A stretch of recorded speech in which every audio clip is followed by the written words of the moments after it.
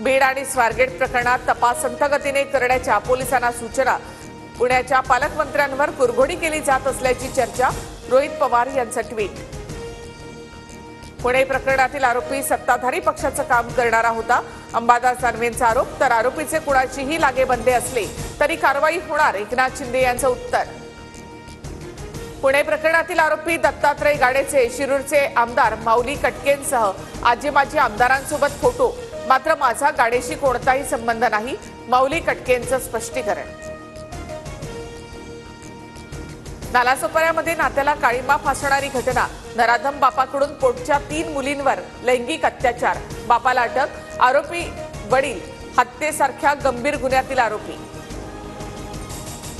संतोष देशमुख हत्या प्रकरणी सीआयडीकडून बीडच्या विशेष मकोका कोर्टामध्ये आरोपपत्र। जवळपास 1,500 पानांचं आरोपपत्र दाखल। 90 दिवसांच्या आधीचं आरोपपत्र दाखल। आरोपपत्रातील मुद्दे बघून पुढील भूमिका ठरवणार, न्याय मिळाल्याशिवाय थांबणार नाही।